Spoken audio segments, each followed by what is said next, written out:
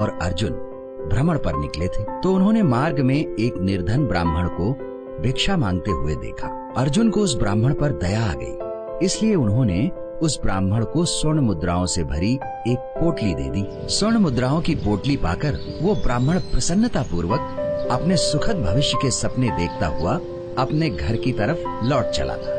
किंतु उस ब्राह्मण का दुर्भाग्य उसके साथ ही चल रहा था, इसलिए राह में एक लुटेरे ने उस ब्राह्मण से वो पोटली छीन ली थी। इस कारण वो ब्राह्मण दुखी होकर फिर से भिक्षा मांगने लगा। अगले दिन फिर अर्जुन की दृष्टि जब उस ब्राह्मण पर पड़ी तो उन्होंने उससे इसका कारण पूछा तो ब्राह्मण ने पोटली को लूटे जाने का पूरा किस्सा अर्जुन को बता दिया। ब्राह्मण की ये व्यथा सुनकर अर्जुन को फिर से उस पर दया आ गई थी और इस बार अर्जुन ने उस ब्राह्मण को बड़ा ही मूल्यवान एक माणिक दे दिया था।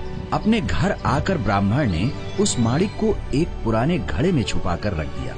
इस बीच ब्राह्मण के दुर्भाग्य ने फिर एक ऐसी लीला रच दी कि ब्राह्मण की स्त्री जो नदी में पानी लेने गई थी उसका घड़ा राह में टूट गया था। इसलिए ब्राह्मण की पत्नी घर वापस आई और उस पुराने घड़े को लेकर पानी लेने चली गई। ब्राह्मण की पत्नी ने जैसे ही घड़े को नदी में डुबाया, उसमें रखा माणिक नदी के पानी में बह गया। ब्राह्मण को जब ये बात पता चली तो वो अपने भाग्य को कोसता हुआ अगले दिन फिर से भिक्षा मांगने चल दिया। अगले दिन फिर भगवान श्री कृष्ण और अर्जुन ने उस ब्राह्मण को भिक्षा मांगते देखा तो उन्होंने उसके पास जाकर उसका कारण पूछा तो ब्राह्मण ने उन्हें माणिक के खो जाने की सारी घटना बता दी, जिसे सुनकर अर्जुन को बड़ी हताशा हुई।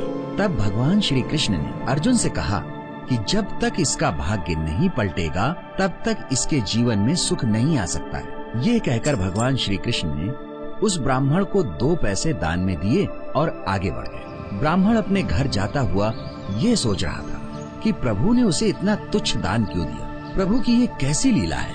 ब्राह्मण ऐसा सोच ही रहा था कि तभी उसकी दृष्टि एक मछुआरे के जाल पर पड़ी। उसने देखा कि मछुआरे के उस जाल में एक मछली फंसी हुई है और वह छूटने के लिए तड़प रही है। ये देख ब्राह्मण को उस मछली पर दया आ गई। उसने सोचा इन 2 पैसों से पेट की आग तो बुझेगी नहीं, क्यों न इस मछली के प्राण ही बचा लिए जाए। ये सोचकर उसने उन 2 पैसों में उस मछली का सौदा कर डाला और मछली को अपने कमंडल में डालकर नदी में छोड़ने के लिए चल पड़ा। मछली को कमंडल में डालते समय उसके मुंह से कुछ गिरा था तो उस ब्राह्मण ने देखा कि वो वही माणिक है जिसे ब्राह्मण ने अपने घड़े में छिपाया था। माणिक पाकर ब्राह्मण खुशी में चिल्लाने लगा, मिल गया, मिल गया। तभी भाग्यवश वो लुटेरा भी वहाँ से गुजर रहा था जिसने ब्राह्मण की मुद्राएं लूटी थी।